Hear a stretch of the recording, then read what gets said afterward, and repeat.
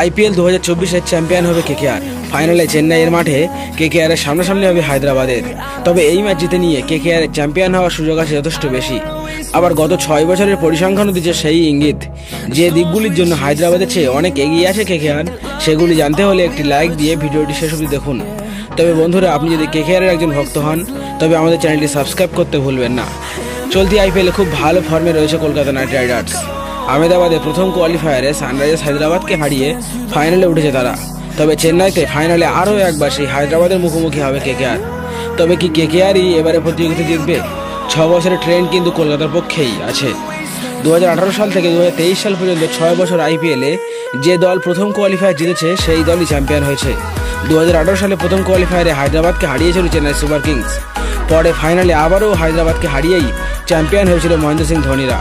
2019 ও 20 সালে পরপর দুবার প্রথম কোয়ালিফায়ারে চেন্নাই ও পরের বছর দিল্লিকে হারিয়ে ফাইনালে গিয়ে সেই দুই দলকেই হারিয়ে পরপর দুবার আইপিএল চ্যাম্পিয়ন হয়েছিল মুম্বাই ইন্ডিয়ান্স। 2021, 22 ও 23 সালেও পরপর চেন্নাই দুবার ও গুজরাট একবার প্রথম কোয়ালিফায়ারে যে দলকে হারিয়ে ফাইনালে উঠেছিল, ফাইনালেও সেই দলকে হারিয়েই চ্যাম্পিয়ন হয়েছে। সেই হিসেবে দেখতে গেলে এবছরও কেকেআর প্রথম কোয়ালিফায়ারে হায়দ্রাবাদকে হারিয়েই ফাইনালে উঠেছিল। আর তাই ফাইনালে আবারও দুই দল মুখোমুখি হলে হায়দ্রাবাদকে হারিয়ে কেকেআরের চ্যাম্পিয়ন হওয়ার চান্স অনেক বেশি। তবে এইসব হিসেব ছাড়াও চ্যাম্পিয়ন হওয়ার দিকে হায়দ্রাবাদ চেয়ে অনেক বেশি এগিয়ে আছে কেকেআর। এবছর আইপিএলে দুই দলের খেলা দেখলে বোঝা যায় যে দুই দলেরই ব্যাটিং খুব শক্তিশালী। তবে বোলিংয়ের দিক থেকে দেখলে একটু পার্থক্য লক্ষ্য করা যায়। পেস বোলিংয়ের দিকে দেখলে দেখা যাবে দুই দলের কাছে কোয়ালিটি পেস অ্যাটাক আছে। তবে স্পিন বোলিংয়ের ক্ষেত্রে হায়দ্রাবাদ একটু কমজোরি, কারণ কেকেআরের কাছে স্পিন বোলিং হিসেবে আছে সুনীল নারিন ও বরুণ চক্রবর্তীর মতো এই আইপিএলের বেস্ট স্পিন বোলিং অ্যাটাক।